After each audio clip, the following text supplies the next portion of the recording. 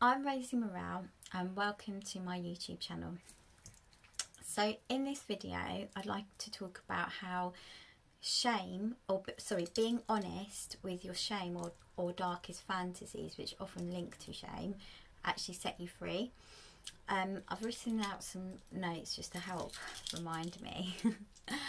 So the reason why I believe there's a couple of reasons why I want to talk about this today. I've literally done a session with a client who has reminded me about all of the darkest things that we all have in us. Now, I believe that we all have stuff that we don't feel pride about, or we feel slightly ashamed of, things that we like to push to the back of our mind that we separate ourselves from. I believe we all have it. So for example, I've spoken before about I've got an addiction to caffeine, shopping and chocolate. Honestly, I think that's the only things I've got an addiction to, which I sort of try and manage.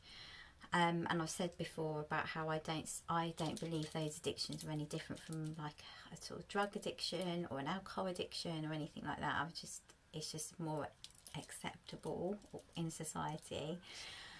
But things that I suppose the dark things that trigger me, that is in me, is my shame. So I've spoken before about this as well. I'm 38 years old, and I have to I'm sort of staying with my dad at the moment, and was living in the smallest room in the house. I have to share my father's car, which is 23 years old. It's like a really old car, and I have shame around that because obviously I think to myself, you know, I'm an intelligent person.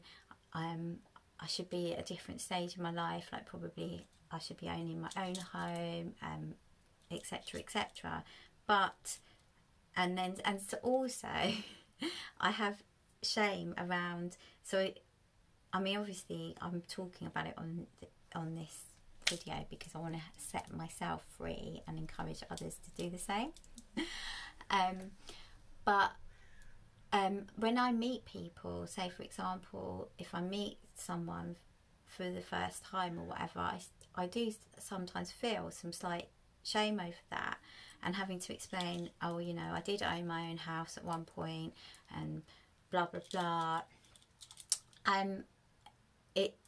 So basically we've all got stuff that we like to shut out, or we feel we don't really want to look at.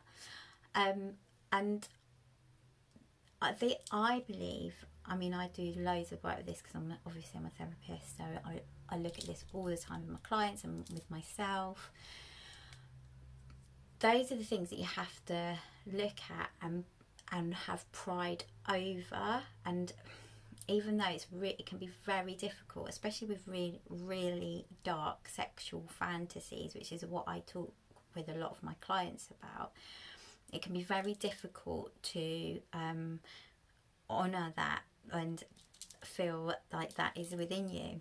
So for example, my client today, he had really dark sexual fantasy, and we went through it all, and he'd been to see other counsellors and therapists before, and he said that he hadn't ever told them about it because he'd felt so ashamed over having it.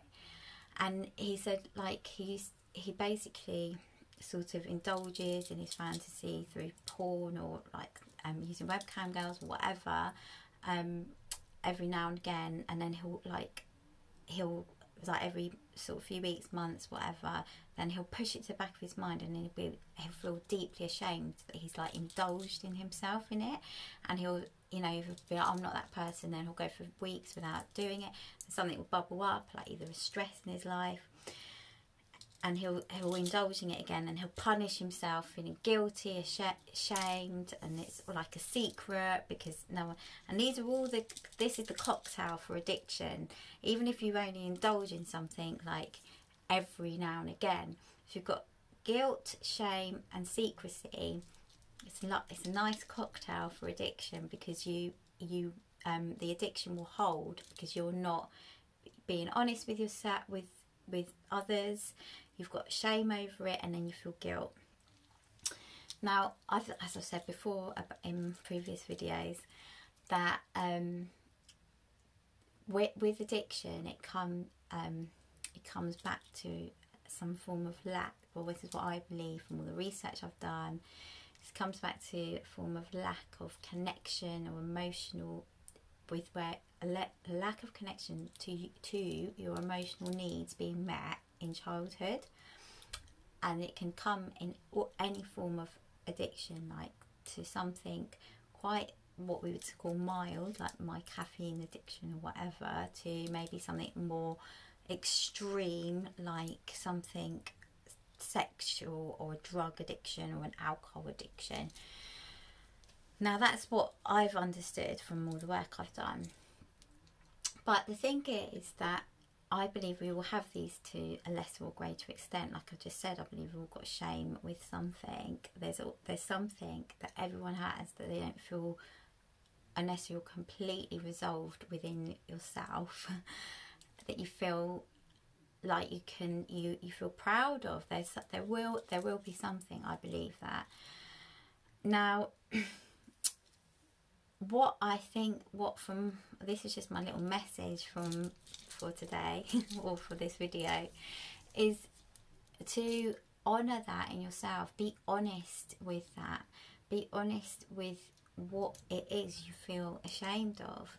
And you know, like I've just said on the video about how I feel ashamed of the situation in my life with my where I live, and having to drive my dad's car and all of that stuff, and how old I am, like, because I'm not ashamed of being 38, I'm just feeling ashamed of where I'm at 38, even though I'm saying it's just being honest, even though I know like there's a purpose for it, and I know that I feel connected with my life path, and I absolutely love what I do, absolutely.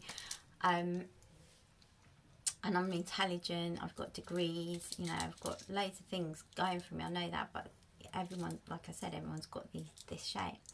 So my message is to be honest with yourself, and then maybe even try and express that, either if you can't tell anyone because it's so shameful, like it's so dark, it's so like cringy, it's so deep and shameful. If you can't tell anyone, maybe write it down. If you can write it in a personal diary or something, or even record yourself saying it, because just getting it off your chest and expressing it is another part of you processing that shame. And in processing the shame, it means your brain can start to assimilate it and begin to break it down. I mean, that is just the part of the process of breaking it down. And if it is linked with an addiction, that will help break down the addiction too. So that's my message. And yeah, even if you can't tell anyone, you could record it. You don't even have to show anyone. You could just have it for your private and personal use. But anyway, thank you so much for watching. I hope it may have helped, enlightened you, whatever.